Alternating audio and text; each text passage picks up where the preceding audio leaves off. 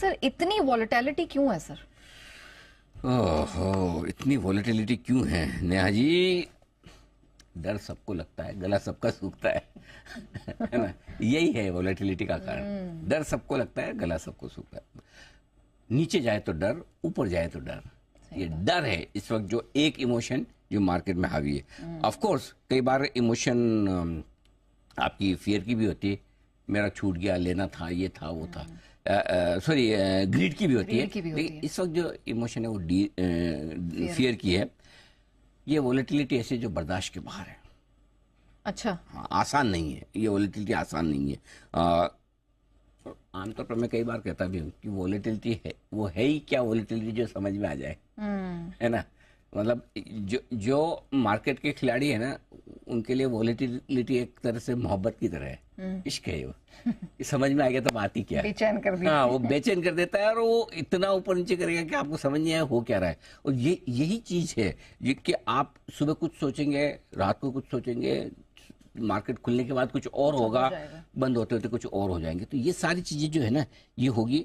आज आप देखिए हुआ क्या, आप ज्यादा घटे नहीं, जबकि आपके पास घटने के लिए सारे रीजन थे। अमेरिका ठंडा ही था, इजराइल ईरान के बीच में कुछ अच्छा नहीं हुआ, कच्चा तेल उछलकर $78, 30,000 करोड़ से ज्यादा FIs बेच रहे। फिर भी आप खुले क्या? मुश्किल से खुलने ही एक बार तो हरे निशान में आ गए, राइट?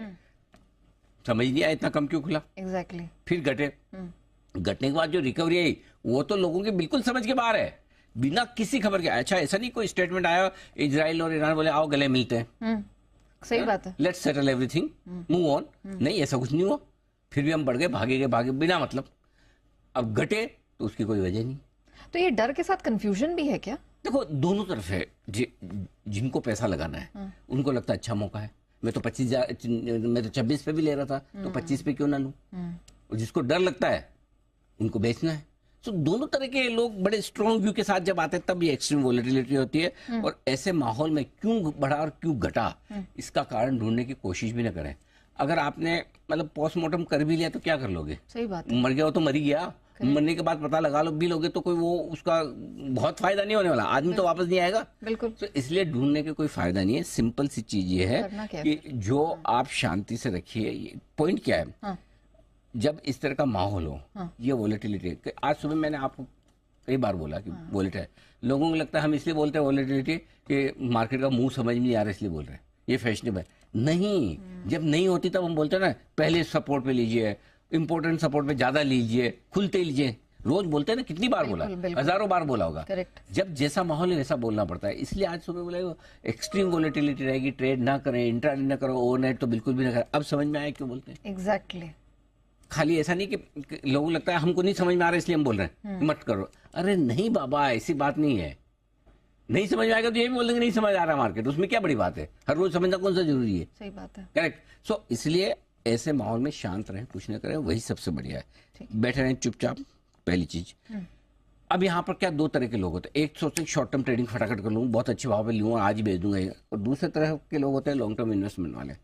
अब अगर आप शॉर्ट टर्म की ट्रेडिंग का सोचोगे तो पूरी संभावना है कि आपका स्टॉक नीचे गया या इंडेक्स नीचे गया और आपका लॉन्ग टर्म इन्वेस्टमेंट हो गया, वो वापस भाव कमाया।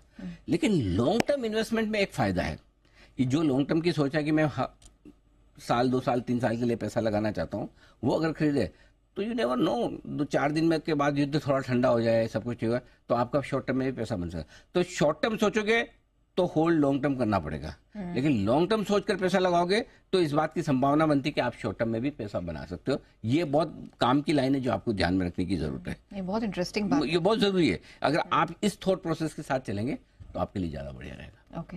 और शायद यही कारण था कि आपने अलग अलग लेवल्स बता के कहा था 25% आप अपना एग्जैक्टली अभी भी लेवल्स हैं कुछ नेहा, मैं आपको बताना चाहता हूँ। पहले मैं इंट्राडे वाले लेवल्स बता दूं आपको। ट्रेडर्स के लिए आज निफ्टी पर 24,925, 25,075 इस सपोर्ट रेंज में आप घुस चुके हैं। यहीं पर सपोर्ट है, इस रेंज में ही है। 150 पॉइंट की रेंज इसलिए थी कि अब आजकल के मूड माहौल के हिसाब से रेंज थोड़ी बड़ी देना जरूरी है। Point number 1।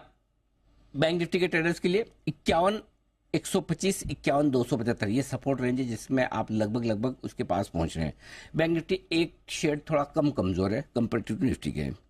अब आइए जो इन्वेस्टर्स हैं उनको कहाँ ध्यान रखना है। 6 सितंबर के जो लो हैं, अगर वहां पर वापस निफ्टी आता है तो वहां आपको खरीदना है, और वो है 24,750 24,850 की रेंज में इन्वेस्टर्स को वहां थोड़ा पैसा 20 से 25% डालना है। और बैंक निफ्टी के लिए 6 सितंबर से 9 सितंबर के जो लोज हैं 50,375 50,575 वो आज आए, सोमवार को आए, जब आए तब वहां पे एक एक्शन आपका बनता है पैसा डालने के लिए। ये ध्यान में रखिए, बस सिंपल, इसे फॉलो कीजिए। ठीक है, चलिए, तो सर ने आपको बता दिया कि अब इस तरह के वॉलेटाइल मार्केट में आपको करना क्या और कौन से महत्वपूर्ण लेवल्स हैं जिन पर आपको निफ्टी और बैंक निफ्टी में फोकस करके चलना है।